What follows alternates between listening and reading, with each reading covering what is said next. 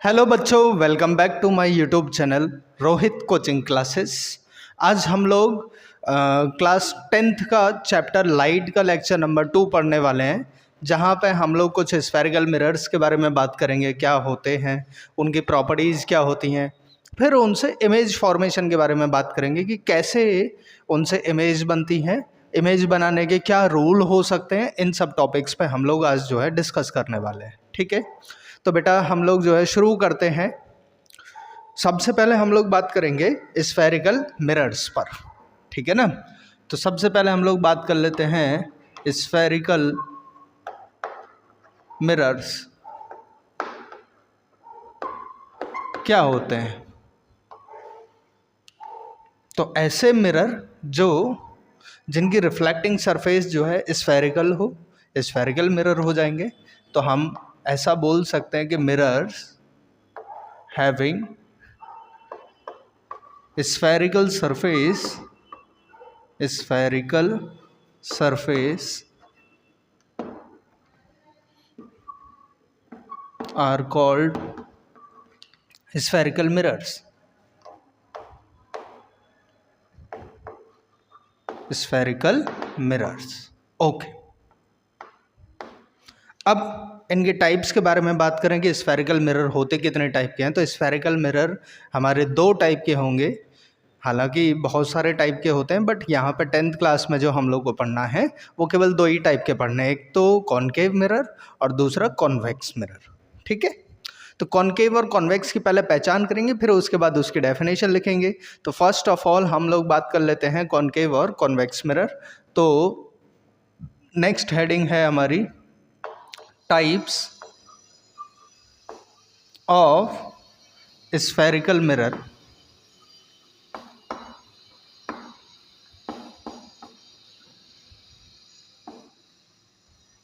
तो 2 टाइप के होंगे बेटा ये, एक होगा कॉनकेव मिरर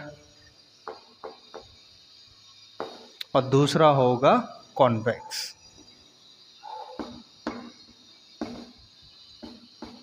मिरर। अब कॉनकेव और कॉन्वेक्स में हम बात करने वाले हैं। मैंने एक मिरर ये बनाया है, ठीक है, और इसमें पॉलिशिंग मैंने कुछ ऐसे करी है इस साइड से। ठीक है ना, मिरर को नाम दे दिया है हमने M1 M2। ये M1 है, ये M2। और एक मिरर बेटा मैंने ऐसा बनाया, लेकिन इसमें पॉलिशिंग मैंने इन साइड में करी है। ठीक है ना, इसको भी नाम M1 और M2 दे देते हैं हम। अब मैं क्या करूँगा, दोनों के ऊपर ये डिसीजन जो है लाइट लेगी कौन सा मिरर है। एक जगह मैंने लाइट को ऐसे एंट्री करवाई है, ये हमारी इंसिडेंट रे हो गई, इंसिडेंट रे लाइट की। और एक कुछ इस टाइप से होगी इंसिडेंट रे। ये 2 रेज हैं। अब हम आते हैं यहाँ पे। तो पहले वाले में बात करें, अगर मैं इस वाले फिगर के लिए बात करता हूँ, तो इंसिडेंट रे जो लाइट आ रही थी, उस लाइट से मैंने पूछा कि भाई तुमको एंट्री करते में यहाँ कैसा दिख रहा है। तो उसने कहा कि सर मुझे तो गुफा जैसा कुछ दिख रहा है। ये गुफा हो गई और लाइट की एंट्री कुछ ऐसे हो रही है कि नहीं। तो गुफा को हम इंग्लिश में क्या बोलते हैं, केव बोलते हैं। यहाँ से मुझे आइडिया लगा कि अच्छा इसका मतलब ये कौन सा मिरर है, ये कॉनकेव मिरर है। ठीक है ना, और ये कौन सा हो जाएगा फिर दूसरा, अपने आप ही कॉन्वेक्स हो जाएगा, क्योंकि 2 ही टाइप के थे। तो मुझे क्या पता चल रहा है कि कॉनकेव मिरर में जो पॉलिशिंग होती है वो कहाँ हो रही है, आउटसाइड हो रही है। ठीक है ना, और कर्व्ड सरफेस के आउटसाइड में। और कॉन्वेक्स मिरर में हम बोल देंगे कि पॉलिशिंग जो है कर्व सरफेस के इनर साइड में पॉलिशिंग हो रही होती है। ठीक है, तो हम यहाँ से बात कर लेते हैं कॉनकेव मिरर। ठीक है ना, मैं यहाँ पे बात कर लेता हूँ कॉनकेव मिरर। अब बेटा कॉनकेव मिरर पे अगर मैं बात करूँ, if polished surface of a spherical mirror is outward, then such mirror या फिर such type of mirrors are called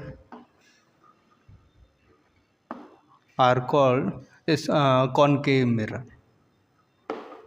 concave mirror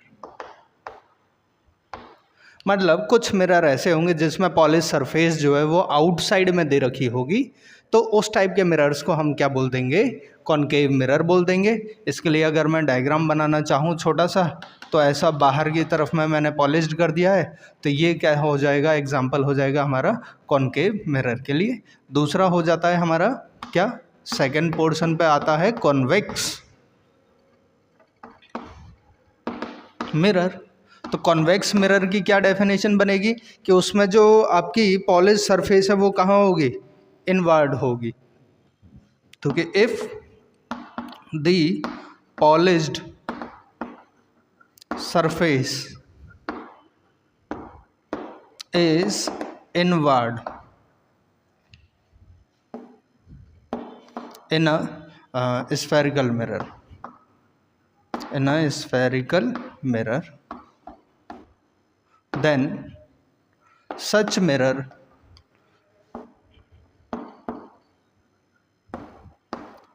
are called convex mirrors। ठीक है ना। तो यहाँ पे फिर ये करूँगा, लेकिन इसमें पॉलिशिंग सरफेस जो है मैं इसको बना दूंगा, रिफ्लेक्टिंग सरफेस बाहर साइड में आ जाएगी। ठीक है ना बेटा। तो इस टाइप से जो है हमने कॉनकेव और कॉन्वेक्स मिरर जो है इनके बारे में बात कर ली है। अब हम बात करेंगे rules of formation of images. तो हमारे पास दो टाइप के स्फेरिकल मिरर हैं, दोनों टाइप से जो है हम इमेज बनाने की कोशिश करेंगे, उनके रूल्स क्या होते हैं उनके बारे में बात कर लेते हैं। ठीक है। तो बेटा सबसे पहले हम लोग हेडिंग डाल देते हैं rules for formation of images bye spherical mirrors.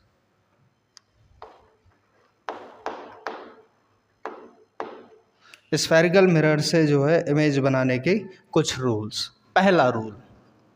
पहले रूल में हम लोग क्या करेंगे, सबसे पहले जो है मैं कॉनकेव के लिए बात कर ले रहा हूँ यहाँ पे, फॉर कॉनकेव मिरर। ठीक है ना। कॉनकेव मिरर में पहला रूल बात करते हैं। तो बेटा मैं क्या करूँगा, यहाँ से ये कोई एक मिरर बना लिया मैंने और ये हमारी प्रिंसिपल एक्सिस होती है, एक इमेजनरी एक्सिस होगी, ये इसको हम लोग बोलते हैं प्रिंसिपल एक्सिस, AL आता है, प्रिंसिपल एक्सिस। ठीक है ना। अच्छा, इसको हम बोल रहे थे पोल, इस पॉइंट को पोल। ये हमारा मिरर हो गया M1 M2, ये हमारा अपर्चर हो गया। ठीक है ना। ये छोटी मोटी डेफिनेशन हम लोगों ने पहले वाले वीडियो लेक्चर में देख ली थी। अगर कोई इंसिडेंट रे है वो प्रिंसिपल एक्सिस के पैरेलल आ रही है, ठीक है ना, और आफ्टर रिफ्लेक्शन वो एक पर्टिकुलर पॉइंट फोकस से पास होके जाएगी, ये रूल था पहला। ठीक है ना। तो हम इसमें रूल में ये लिख सकते हैं कि incident ray coming parallel to the principal axis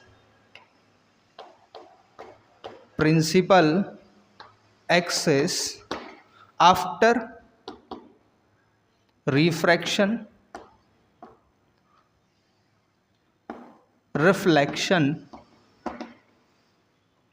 it will pass through focus, it will pass through focus।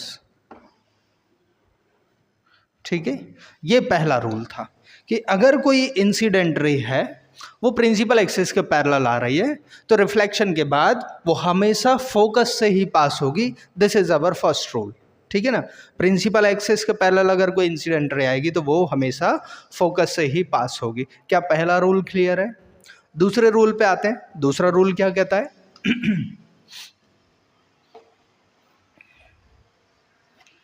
है ना, सेकंड रूल पे बात कर लेते हैं अब हम।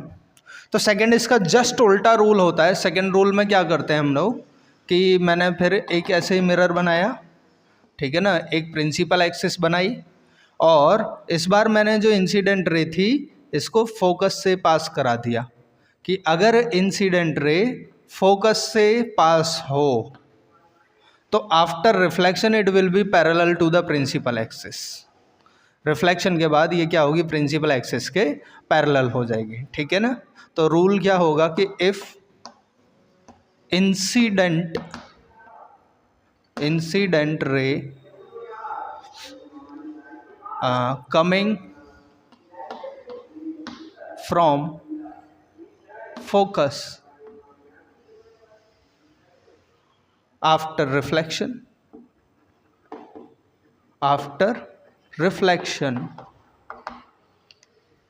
it will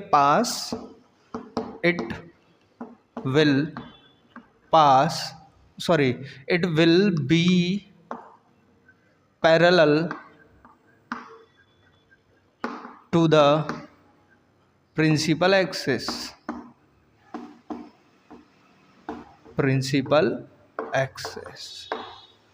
उसका जस्ट उल्टा रूल है ये, जो हमने पहले वाले में बात करी थी। मैंने पहले वाले में बोला था कि अगर इंसिडेंट रे जो है प्रिंसिपल एक्सिस के पैरेलल है तो वो फोकस से पास होगी।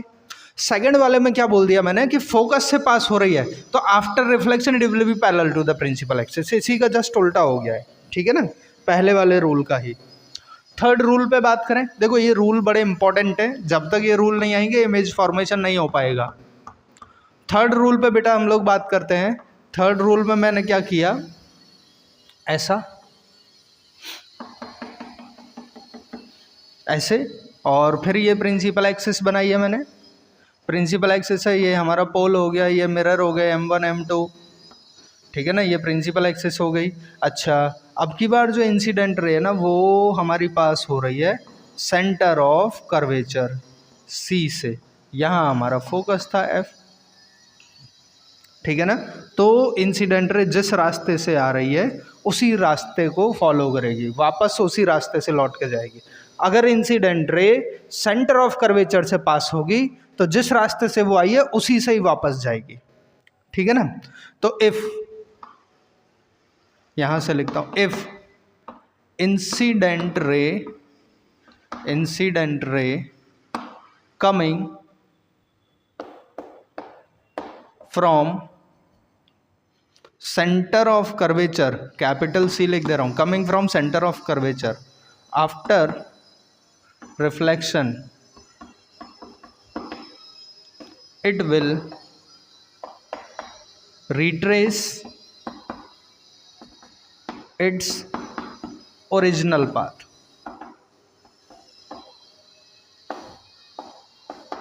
तो रिफ्रैक्शन के बाद वो क्या करेगी, अपने ओरिजिनल पाथ को ही रिट्रेस कर लेगी, दोबारा से उसी से वापस चली जाएगी, ठीक है। अच्छा, फिर इसके बाद बेटा हम लोग फोर्थ रूल पर बात कर ले रहे हैं। चौथा रूल क्या बोलता है कि ये प्रिंसिपल एक्सिस मैंने बना दी, अगर कोई इंसिडेंट रे पोल पे स्ट्राइक कर जाए तो वो जितने एंगल से इंसिडेंट होती है उतना ही उसका रिफ्लेक्टेड एंगल बनता है, एंगल I और एंगल R, ठीक है ना। तो फोर्थ रूल में हम क्या बोलेंगे कि इफ इंसिडेंट रे स्ट्राइक, इसको थोड़ा छोटा कर दे रहा हूँ, with pole, then angle I जो होगा एंगल R के इक्वल होगा। This is our fourth rule, ठीक है ना। तो ये चार रूल थे जो किसी इमेज को बनाने के लिए जो है काम में आएंगे। इन चारों, अब कॉन्वेक्स मिरर के क्या रूल हो सकते हैं, चारों रूल बात करते हैं उन पे भी। कॉन्वेक्स मिरर में भी लगभग सेम ही रूल होते हैं, ठीक है ना, देखते हैं उसे। तो फॉर कॉन्वेक्स मिरर पहला रूल क्या बात करेगा पहले रूल में वो ये कहता है कि अगर ऐसा कोई हमारा कॉन्वेक्स मिरर है जिसमें इनसाइड में पॉलिशिंग हो रही है, ये प्रिंसिपल एक्सिस हो जाएगी, ये पोल हो जाएगा, है ना। तो अगर कोई इंसिडेंट रे है जो प्रिंसिपल एक्सिस के पैरेलल आ रही है, ठीक है ना, ये हमारी प्रिंसिपल एक्सिस हो गई और इसके पैरेलल आ रही है ये इंसिडेंट रे, तो आफ्टर रिफ्लेक्शन जो है, रिफ्लेक्शन के बाद ऐसा फील होगा हमको कि वो जो है फोकस से जा रही है, ठीक है ना, ये फोकस हो गया। ऐसा फील होगा हमें कि जैसे फोकस से ही पास हो रही होगी। तो if incident ray coming parallel to the principal axis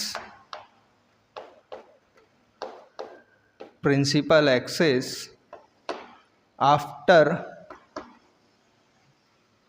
reflection, तो रिफ्लेक्शन के बाद it seems like, किस टाइप से, it will passes through focus, it will coming from focus, coming from focus, ऐसा फील होगा हमें जैसे कि वो फोकस से ही आ रही है क्या, ठीक है ना। जबकि देखो प्रिंसिपल एक्सिस के पैरेलल आ रही थी, स्ट्राइक किया, ऐसे जा रही है। अब इसे पीछे अगर मैं इंक्रीज करता हूँ, इसे प्रोड्यूस करता हूँ पीछे की तरफ, तो वो फोकस से आती हुई फील होगी। अगर यहाँ से कोई देखेगा तो उसे लगेगा कि जैसे फोकस से आ रही है क्या, जबकि आई थी वो ऐसे, इससे स्ट्राइक हुई है तब यहाँ जा रही है। तो ओरिजिनल यहाँ पे थी, जबकि हमें फील होगा यहाँ कहीं से ऐसे आ रही है। ये होता है हमारा फर्स्ट रूल। दूसरे में क्या होगा, दूसरे रूल में अगर मैं बात करूं, ऐसे ही फिर से, सॉरी, इसको इनसाइड से जो है मुझे पॉलिश करना है, इनसाइड में पॉलिश कर दिया है मैंने, ठीक है ना। और दूसरे रूल में हम बात कर रहे हैं कि अगर कोई इंसिडेंट रे इस टाइप से आ रही है कि हमको ये फील हो जाए कि वो फोकस से ही पास होगी, ठीक है ना। तो after reflection it will be parallel to the principal axis. इसके बारे में क्या लिखेंगे हम कि इफ इंसिडेंट रे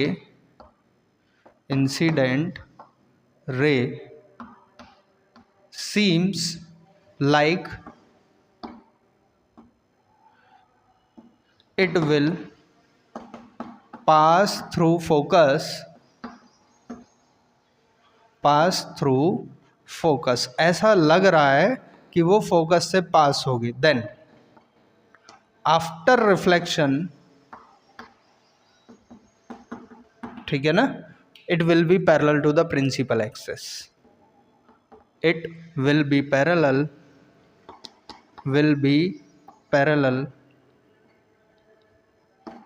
टू द प्रिंसिपल एक्सिस।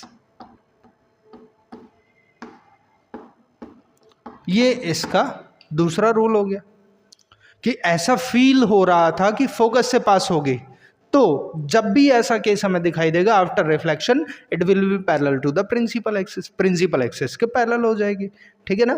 ये दूसरा रूल था। थर्ड रूल पे बात कर लेते हैं अब।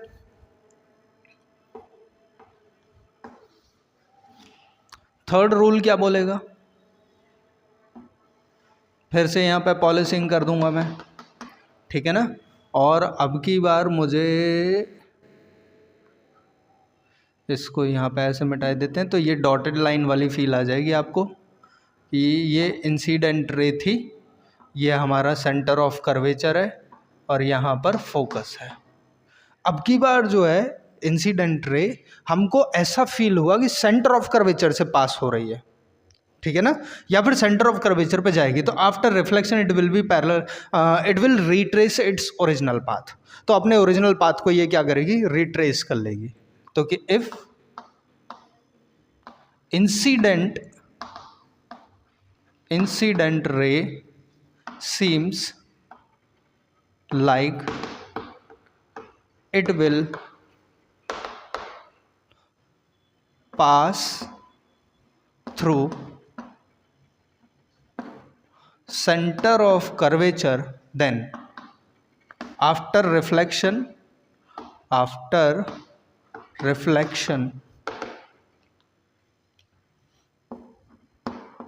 it will retrace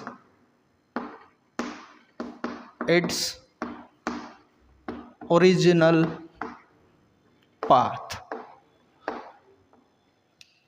तो ये क्या करेगी, अपने ओरिजिनल पाथ को जो है रिट्रेस कर लेगी, उसी पे बैक चली जाएगी। रिफ्लेक्ट बैक भी बोल सकते हो, reflect back to the original path, ठीक है ना।